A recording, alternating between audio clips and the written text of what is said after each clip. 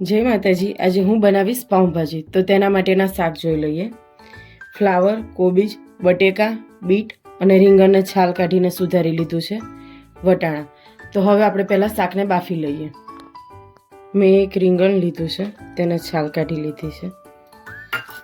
એક નાનું બીટ, છોકરા આમ બીટ ના ખાતા હોય તો આપણે પાઉંભાજીમાં તેને એડ કરીને આપી શકીએ। મીડિયમ સાઇઝના એકદમ નાના નાના 2 બટેકા, અને જો મોટું બટેકું હોય તો 1 બટેકો।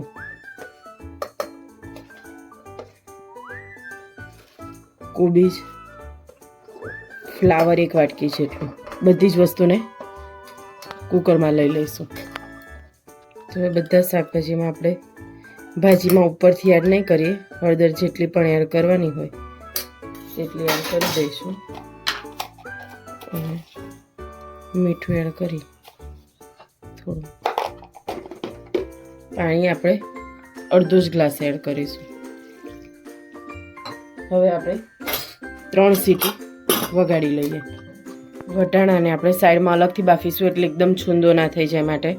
તો એમાં આપણે થોડાક દાણા ખાંડના અને મીઠું એડ કરી આપણે તપેલીમાં જ ડાયરેક્ટ બાફી લઈશું, એટલે સરસ આપણા વટાણા ખાંડ નાખવાથી એકદમ ગ્રીન કલરના રહેશે। શાક આપણું સરસ બફાઈ ગયું છે। હવે આપણે ભાજીનો વઘાર કરી લઈએ। તો તેના માટે આપણે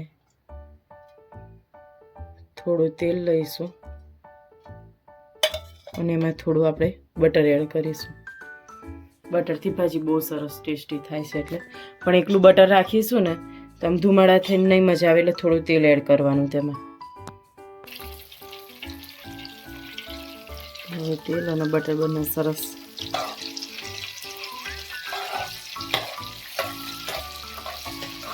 ગરમ થઈ ગયા છે।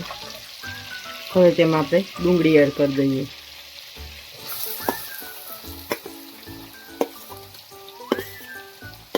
તો આપણે ચોપરમાં ડુંગળીને એકદમ ઝીણી કટિંગ કરી છે। ડુંગળીને એકદમ સરસ ગોલ્ડન બ્રાઉન કલરની આપણે થવા દઈશું। હવે આપણી ડુંગળી મસ્ત શેકાઈ ગઈ છે।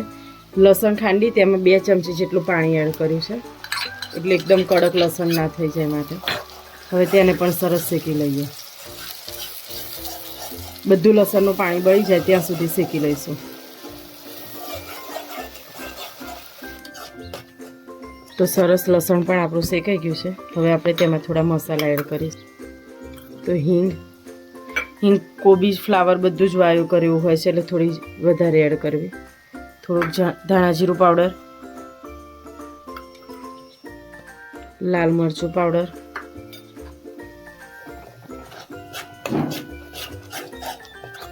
બધી જ વસ્તુને આપણે તેલમાં મિક્સ કરી લઈએ। બધી જ વસ્તુને આવી રીતે સરસ તેલમાં થોડી કકડાવી લઈશું। પછી તેમાં આપણે 1.5 ચમચી જેટલો પાઉંભાજી મસાલો એડ કરીશું, એવરેસ્ટનો છે। અને હવે આપણે ટમેટાને જે ચોપરમાં કર્યા હતા તે એડ કરી દઈશું।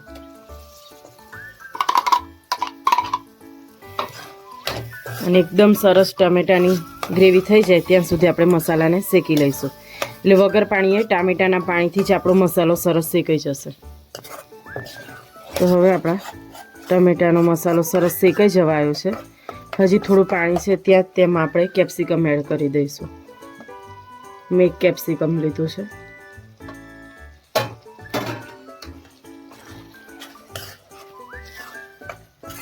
તેના સાથે મસાલો સરસ શેકી લઈએ, એટલે કેપ્સિકમ પણ કૂક થઈ જાય। તેનો ઓવરકૂક નહીં કરવાના, આપણે 80% જેટલા કૂક કરીશું, એટલે સરસ ક્રન્ચી ટેસ્ટ આવશે। તો હવે સરસ તેલ પણ છૂટું પડી ગયું છે, અને આપણી ભાજી સરસ મસાલો શેકાઈ ગયો છે। તેમાં આપણે બાફેલા શાકભાજી એડ કરીશું।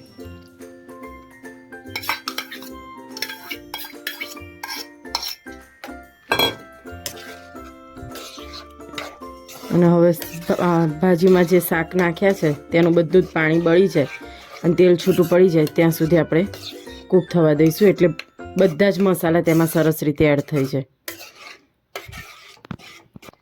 હવે આપણે તેમાં વટાણા પણ એડ કરીશું, એટલે ભાજી જોડે જ વટાણા એડ કરવાથી તેમાં પણ બધા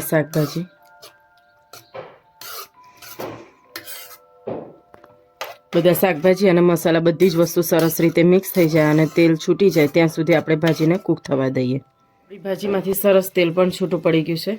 ઉપરથી થોડું બટર અને લીલા ધાણા સ્પ્રિંકલ કરી ગેસ બંધ કરી દઈએ. તો તૈયાર છે આપણી પાઉંભાજી. તો આપણે ડુંગળી, ટામેટાં અને કોબીજ, લીલા ધાણાનું સલાડ કર્યું છે પાઉંભાજી ખાવા માટે. તેમાં આપણે ચાટ મસાલો એડ કર્યો, જોડે લીંબુ,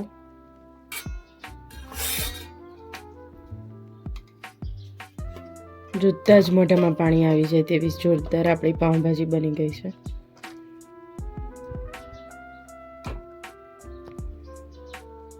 જો તમને અમારી રેસીપી ગમી હોય તો તમે અમારી ચેનલને લાઈક કરો, શેર કરો, સબસ્ક્રાઈબ કરો અને કોમેન્ટ કરો કે રેસીપી કેવી બની છે તે.